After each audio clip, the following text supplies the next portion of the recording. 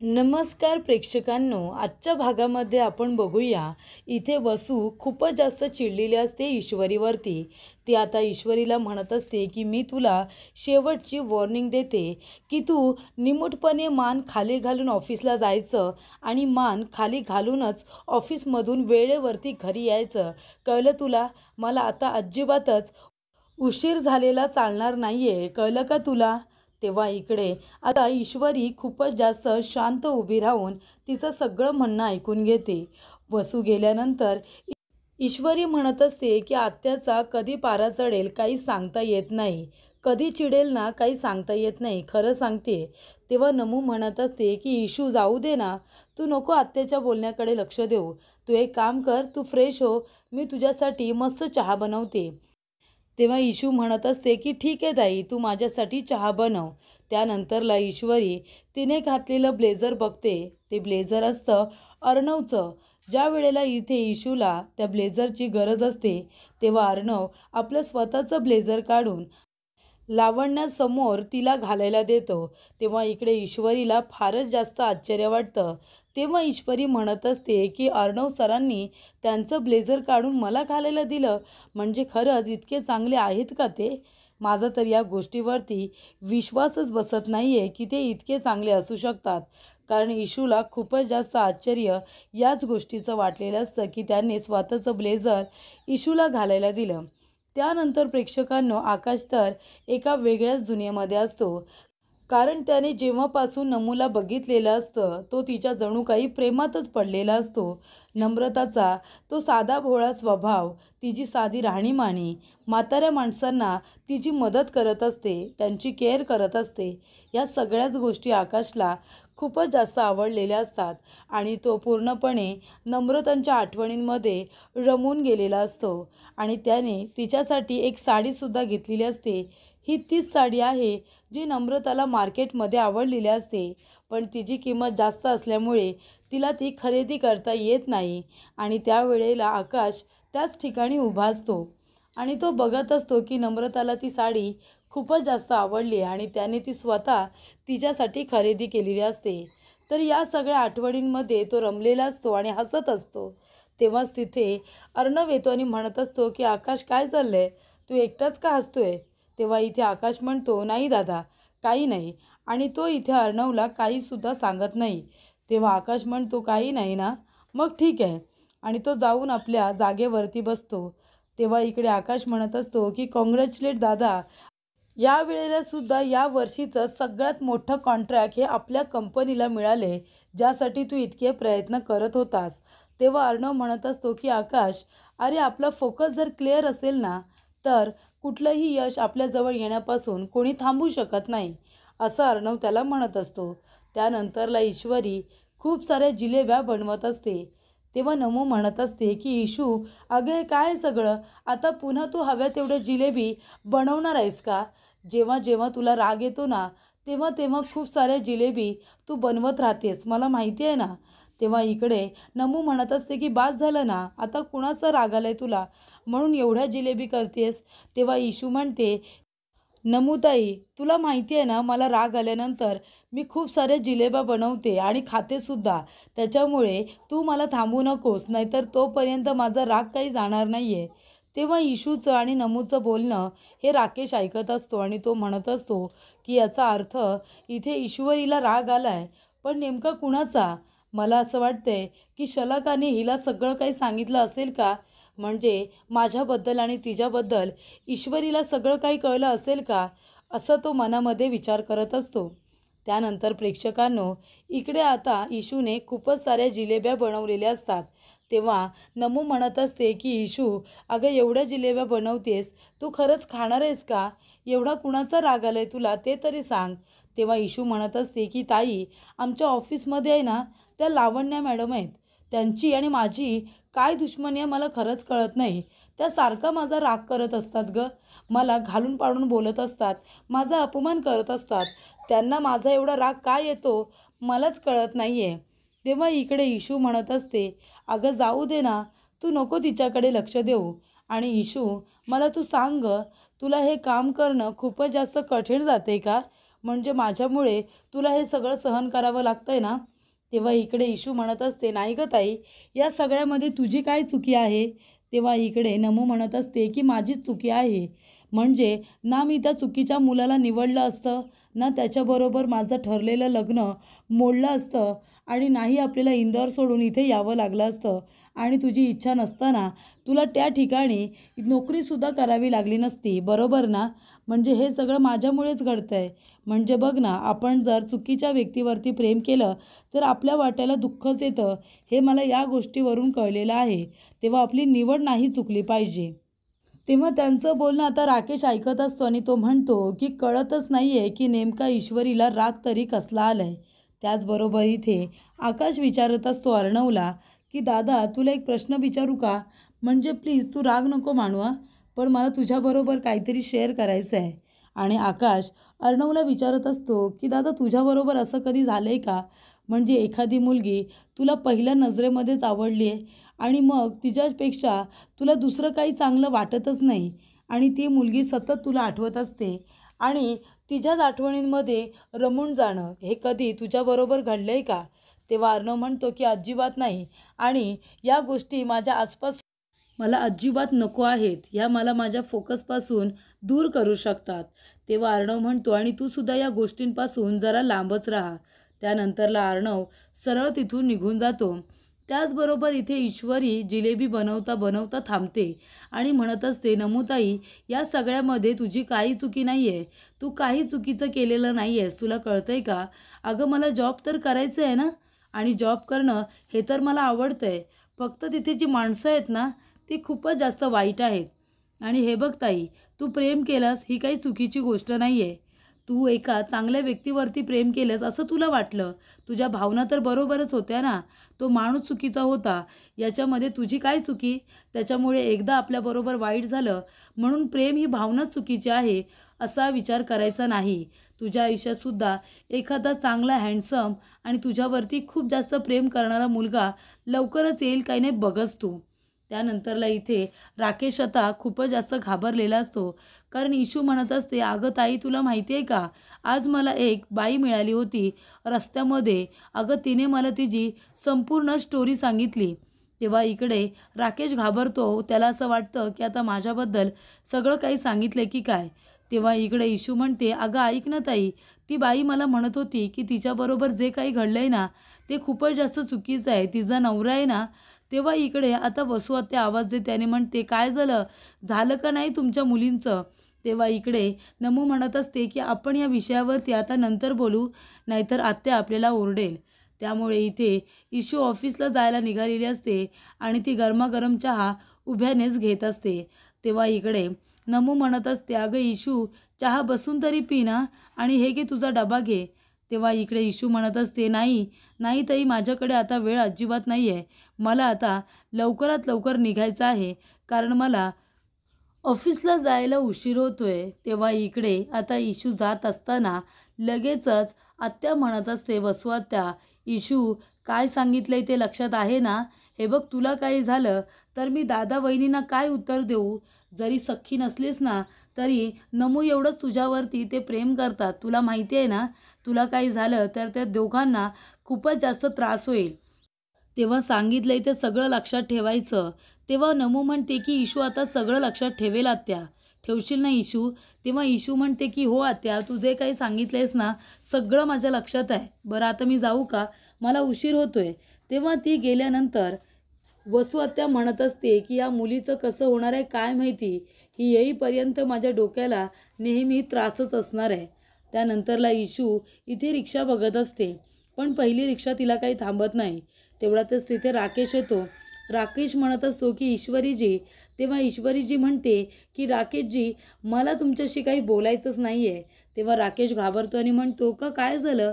तेव्हा इशू म्हणत असते, नाहीतर काय, तुम्ही काल जे काही वागले आहेत ना, ते मला अजिबात पटलेलं नाही आहे. मी तुमच्याकडून अशी अपेक्षा कधीच केली नव्हती. कळलं का तुम्हाला? तेव्हा राकेश म्हणतो, हे बघा, मी काही जाणून बुजून केलेलं नाही आहे. तेव्हा इशू म्हणते, पण तुम्ही असं कसं वागू शकता? मी तुमच्याकडून अशी कधी अपेक्षाच केली नव्हती. मी खरं सांगते तुम्हाला, मी पुन्हा तुमच्याबरोबर कधीच बोलणार नाही आहे आणि नाही मी तुमच्या कधी रिक्षात बसणार आहे. कळलं तुम्हाला? तेव्हा राकेश म्हणतो, म्हणजे मला काही कळलं नाही. तेव्हा इशू म्हणते, नाहीतर काय, मी तुमच्याबरोबर रिक्षातून गेले आणि तुम्ही माझ्याकडून पैसेसुद्धा घेतले नाहीत. मी तुम्हाला म्हणाले होते ना की अर्धे पैसे तुम्ही माझ्याकडून घ्या म्हणून, पण तुम्ही अजिबात पैसे न घेता सरळ तिथून निघून गेलात. मला ही गोष्ट अजिबात आवडलेली नाही आहे. तेव्हा राकेश म्हणत असतो की हे बघा, मग काय झालं, तुम्ही दरवेळेला मला पैसे दिलेच पाहिजे असा तर काही भाग नाही आहे ना, आणि आपण दोघेजणं काही अनोळखी आहोत का? तेव्हा इथे इशू म्हणत असते, बरं मी काय म्हणते राकेशजी, मला आता लवकर पोचायचं आहे. आज मला आहे ना ऑफिसच्या ऐवजी मला वेअर हाऊसमध्ये बोलावलं आहे, त्याच्यामुळे मला वेळेवरती जायचं आहे. मी निघू का? तेव्हा इकडे आता राकेश म्हणत असतो की ठीक आहे, तुम्ही या. त्यानंतरला इथे राकेश म्हणत असतो की बरं झालं शलाकाने यांना काहीच सांगितलेलं नाही आहे. त्याच्यामुळे आता माझ्या ज्या काही जुन्या आठवणी आहेत त्या मला लवकरात लवकर नष्ट करून टाकायला हव्यात, नाहीतर माझं काही खरं नाही. त्याचबरोबर प्रेक्षकांनो, अर्णवचे दुश्मन आता तयार बसलेले असतात. त्यांनी आता वेअर हाऊसचा नकाशा रेडी केलेला असतो आणि ज्या ठिकाणी माल तयार होऊन आता ज्या ठिकाणी गोडाऊनमध्ये तो ठेवला जातो आणि तिथूनच तो परदेशामध्ये आता पाठवला जाणार असतो.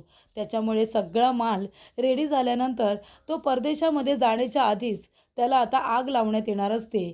तेव्हा इकडे त्याचे दुश्मन म्हणत असतात की काम एकदम व्यवस्थितरित्या झालं पाहिजे, फुल प्रूफ प्लॅन करा, अजिबात थोडाही माल वाचला नाही पाहिजे. तेव्हा इकडे ती माणसं म्हणत असतात की साहेब, तुम्ही अजिबात काळजीच करू नका, त्या गोडाऊनला आग लागणार आणि संपूर्ण माल जळून खाक होणार याची पूर्ण तयारी करण्यात आलेली आहे. तेव्हा तो माणूस म्हणत असतो की अर्णव, तुला काय वाटलं ASR, तू मला मार्केटमध्ये सगळ्यात मागे टाकशील आणि तू पुढे जाशील का? असं कधीच होणार नाही. त्यानंतरला इशू आलेली असते वेअर हाऊसमध्ये आणि ती गेटजवळ आल्यानंतर तिथे वॉचमन दादा असतात आणि ते गुड मॉर्निंग म्हणता म्हणता त्यांना आता चक्कर येत असते. तेव्हा इशू म्हणत असते की दादा, तुम्हाला पाणी देऊ का? तुम्हाला चक्कर येते. तेव्हा दादा म्हणत असतात, नाही मॅडम नको, मी पाणी प्यायलो आहे, माझ्याकडे पाणी आहे. तेव्हा इशू म्हणते, मग काय होतं आहे तुम्हाला? तेव्हा दादा म्हणत असतात, काही कळत नाही आहे, मला चक्कर आल्यासारखं होतं आहे. तेव्हा इशू म्हणते, हे घे दादा, हे घ्या, तुम्ही पाणी प्या बरं. ती म्हणते की तुम्हाला बरं वाटत नाही आहे का? तेव्हा इथे दादा म्हणतात की मला सकाळपासून बरं वाटत नाही आहे, पण तरीसुद्धा मी कामावरती आलो आहे. तेव्हा इशू म्हणते, हे बघा, तुम्ही एक काम करा, तुम्ही घरी जा बरं. हे बघा, तुमचं अंगसुद्धा गरम झालं आहे. चला, मी तुम्हाला रिक्षा करून देते, तुम्ही घरी जा आणि आराम करा. तेव्हा इकडे वॉचमन दादा म्हणत असतात, सिक्युरिटी गार्ड म्हणत असतात की मॅडम, पण मी न विचारता नाही जाऊ शकत. आमचे सुपरवायझर आहेत ना, ते मला ओरडतील, त्यांची परवानगी न घेता मी जाऊ नाही शकत. मी ड्युटीवरती आहे ना. तेव्हा ईश्वरी म्हणत असते, दादा अहो, पण तुम्हाला बरं वाटत नाही आहे, तुमच्या जीवापेक्षा ही ड्युटी इतकी महत्त्वाची आहे का? तुम्ही एक काम करा बरं, तुम्ही कुठे राहता? तेव्हा सिक्युरिटी गार्ड आपला ॲड्रेस सांगतात. तेव्हा इकडे आता इशू त्यांना रिक्षा करून देते, रिक्षावाल्याला ॲड्रेस सांगते आणि तिथे सोडायला सांगते. तेव्हा इशू म्हणत असते, तुम्ही आधी डॉक्टरांकडे जा आणि मग आराम करा. तेव्हा इशूने आता कुणालाही न विचारता सिक्युरिटी गार्डची मदत केलेली असते, पण ही मदत तिच्या अंगाशी येणार असते. तर प्रेक्षकांनो, इथे अंजली फोनवरती बोलत उभी राहिलेली असते आणि त्याचबरोबर राकेश खूप दिवसानंतर तिला भेटायला आलेला असतो. त्याच्या हातामध्ये बुके पण असतं. त्यावेळेला इथे अंजली फोनवरती बोलत असताना राकेश तिच्याबरोबर मागोमाग येऊन उभा राहिलेला असतो. त्याला अचानक बघितल्यानंतर अंजली खूपच जास्त दचकते. ती खूपच जास्त घाबरलेली असते. ती म्हणते की हे काय राकेश, अहो मी घाबरले ना. तेव्हा राकेश म्हणत असतो, हे काय, नवरा इतक्या दिवसांनी घरी आलाय, ते सुद्धा सुंदर बायकोसाठी सुंदर फुलं घेऊन आलंय आणि बायको नवऱ्याला बघून घाबरते. आता तूच सांग बरं मला, माझ्यामध्ये घाबरण्यासारखं काय आहे? सांग ना, काय आहे माझ्यामध्ये घाबरण्यासारखं? तुझा हा नवरा साधा भोळा इतका, आणि हा साधा भोळा चेहरा बघून तू इतकी घाबरलीस? अगं तुला माहिती आहे का, मी 4 दिवसानंतर इथे आलो आहे, किती तासानंतर आलो आहे, तुला माहिती आहे का? तेव्हा इथे अंजली म्हणत असते, मग तुम्हाला इतकीच जर बायकोची आठवण येते, मग तुम्ही मला सोडून का बरं जाता? तेव्हा इकडे आता राकेश म्हणत असतो, मग मी काय करू, तू सांग बरं मला. मला किती कामं असतात. आता माझं महत्त्वाचं काम नसतं तर मी तुला सोडून गेलो असतो का? तेव्हा राकेश म्हणत असतो की अंजली, मला तुझ्या हातची कॉफी हवी आहे, छान कॉफी करून आणतेस का? अंजली म्हणते, लगेच आणते. त्याचबरोबर इथे वेअर हाऊसमध्ये आता सुपरवायझर आलेले असतात. ते म्हणतात की इथे सिक्युरिटी गार्ड होता, तो कुठे गेला? तेव्हा तिकडे उभी असते ती इशू. तेव्हा इकडे ईश्वरीला दादा विचारत असतात की ओ मॅडम, इथे सिक्युरिटी गार्ड होता ना, तो कुठे गेला? तेव्हा इशू म्हणते की ते आहे ना घरी गेले, त्यांची तब्येत बरी नव्हती, त्यांना खूप जास्त त्रास होत होता, म्हणून मीच त्यांना सांगितलं, मीच त्यांना रिक्षा करून दिली आणि म्हणाले की तुम्ही घरी जाऊन आराम करा म्हणून. तेव्हा इकडे आता सुपरवायझर म्हणत असतात, अहो पण तुम्ही कोण आहात? तुम्ही परस्पर हा निर्णय कसा काय घेतलात? मी सुपरवायझर आहे इथे, मला तरी विचारायचं होतं ना तुम्ही. असं परस्पर तुम्ही ऑन ड्युटी असलेल्या सिक्युरिटी गार्डला पाठवलं. तेव्हा इशू म्हणते, पण दादा, अहो मी आहे ना अर्णव सरांची नवीन पी आहे आणि म्हणून मी हा निर्णय घेतला. हे बघा त्यांची तब्येत खूपच जास्त बिघडली होती, मग आता आपण एखाद्या व्यक्तीला मदत नाही करू शकत का? त्यांची तब्येत बिघडली असताना आपण इथे त्यांना ड्युटीवरती थांबून घ्यायचं माणुसकी आहे की नाही आपल्यामध्ये? तेव्हा इकडे आता सुपरवायझर म्हणत असतात, पण तरीसुद्धा तुम्ही परस्पर हा निर्णय कशासाठी घेतला? तेव्हा अर्णव तिथे आलेला असतो. अर्णव म्हणतो, काय झालं? तेव्हा सुपरवायझर म्हणत असतात की सर बघा ना, या मॅडम यांनी ऑन ड्युटी असलेल्या सिक्युरिटी गार्डला घरी रिक्षा करून पाठवून दिलं. तेव्हा इशू म्हणत असते, कारण सर त्यांची तब्येत बिघडली होती, त्यांना ताप होता आणि चक्कर पण येत होती. आता तुम्हीच मला सांगा, त्यांची तब्येत बरी नसताना माणुसकीच्या नात्याने आपण मदत नाही का करू शकत? तेव्हा इथे अर्णव म्हणत असतो की तुला कोणी सांगितली होती माणुसकी दाखवायला? आणि हे बघ, तुला जे काम दिलं आहे ना ते तू नीट कर ना. ते काम नीट करत नाही, पण बाकीच्या डिपार्टमेंटमध्ये तुला तुझं नाक खुपसायचं असतं. तेव्हा अर्णव म्हणत असतो की एक गोष्ट लक्षात ठेव, तू इथे माझं काम करायला आहेस ना, मग माझं ऐकत जा. दुसरं कुठेही तुला लक्ष द्यायची गरज नाही आहे. आणि आता ऑन ड्युटी सिक्युरिटी गार्डला तू इथून पाठवलेस, आता त्याची ड्युटी कोण करणार? कोण आहे इथे दुसरं? तेव्हा इकडे आता सुपरवायझर म्हणत असतात की सर, आता दुसरा वॉचमन तर रात्रीच येणार ना, आता इथे कुणीच नाही आहे, हे काम त्याचंच होतं ज्याला यांनी पाठवून दिलं आहे. तेव्हा इकडे आता लावण्यासुद्धा हे सगळं बोलणं ऐकत असते. तिला तर आनंदच होत असतो की अर्णव इशूला ओरडत असतो. तेव्हा ईश्वरी म्हणत असते, सर पण त्यांना खरंच बरं नव्हतं, म्हणून मी त्यांना घरी पाठवलं. त्याच्यामध्ये माझी काय चुकी? म्हणजे माणसाच्या जीवापेक्षा ही नोकरी महत्त्वाची आहे का? तेव्हा इकडे अर्णव म्हणत असतो, हो आहे, तुला काय करायचं आहे? आता इथे ड्युटी कोण करणार? एक काम कर, तू सिक्युरिटी गार्डची ड्युटी कर. तेव्हा इशू म्हणते, कोण मी? त्यानंतरला राकेश घरी आलेला असतो. तो आता लॉकरची चावी काढतो आणि लॉकरमधून त्याची महत्त्वाची डायरीसुद्धा तो बाहेर काढतो आणि पुन्हा लॉक करून ठेवतो. कारण त्या डायरीच्या मागे त्याचं एक कार्ड असतं, त्याचं ओळखपत्र, आणि ते राजेशच्या नावाने असतं. आणि इथे राकेशला आता राजेशच्या ज्या काही जुन्या आठवणी असतात त्या सगळ्या आता पुसून टाकायच्या असतात, जेणेकरून इथे त्या समोर येऊ नयेत असं त्याला वाटत असतं, कुणाला कळू नयेत असं त्याला वाटत असतं. तेव्हा इकडे आता राजेश पाटील असं त्याने स्वतःचं नाव ठेवलेलं असतं आणि ती माहिती, ती ओळख त्याला आता नष्ट करून टाकायची असते. त्यामुळे इथे राकेशला आठवत असतं की ज्या वेळेला तो इशूला घेऊन इथे मार्केटमध्ये सोडलेलं असतं आणि तेव्हा शलाका त्याला दिसलेली असते. तेव्हा शलाका त्याला ओळखते आणि त्याच्या मागे मागे धावत जात असते आणि ती ओळख जेणेकरून ईश्वरीला कळू नये अशी राकेशची इच्छा असते. त्याचबरोबर इथे अंजली कॉफी घेऊन आल्यानंतर राकेशच्या हातामध्ये त्याचं जे ओळखपत्र असतं ते खाली पडतं. तेव्हा अंजली उचलायला जाणार, तेवढ्यात राकेश म्हणतो, अंजली तू कशाला उचलतेस? मी उचलतो ना, एक क्लायंट आहेत, त्यांचं हे ओळखपत्र मी मागून घेतलेलं आहे, कारण त्याची गरज आहे. तेव्हा इकडे अंजली म्हणते की ठीक आहे, मी तुमच्या जेवणाची व्यवस्था करते, तुम्ही कॉफी घ्या आणि जेवायला लवकर या. तेव्हा राकेश म्हणतो ठीक आहे, आणि तो म्हणतो की आता राजेश पाटीलच्या ज्या काही जुन्या आठवणी आहेत त्या मला लवकरात लवकर पुसून टाकायच्या आहेत, नष्ट करून टाकायच्या आहेत. तेव्हा इकडे अर्णव म्हणत असतो की आता इथे कुणीही लक्ष ठेवायला सिक्युरिटी गार्ड नाही आहे. तेव्हा इथे सिक्युरिटी गार्डची ड्युटी तू करायची, तू 6 वाजेपर्यंत इथे थांबायचं. तेव्हा इशू म्हणत असते, पण सर तुम्ही तर मला वेअरहाऊसमध्ये काम करायला आणलेत ना, ती कामं कोण करणार? तेव्हा अर्णव म्हणत असतो की तू जेव्हा नव्हतीस ना तेव्हासुद्धा वेअरहाऊसमधली कामं व्यवस्थितरित्या होत होती, पण आता इथे गरज एका सिक्युरिटी गार्डची आहे, लक्ष कोण ठेवणार? तेव्हा कुठलंही काम छोटं किंवा मोठं अजिबातच नव्हतं, ते व्यवस्थितरित्या केलं पाहिजे, हे महत्त्वाचं आहे. आणि आज तुझं काम हेच आहे की तू सिक्युरिटी गार्डची नोकरी इथे करायची, तू इथे दिवसभर आता लक्ष ठेवायचं आणि रात्रीचंसुद्धा, कळलं का? तर इकडे ईश्वरीला आता खूपच जास्त आश्चर्य वाटलेलं असतं.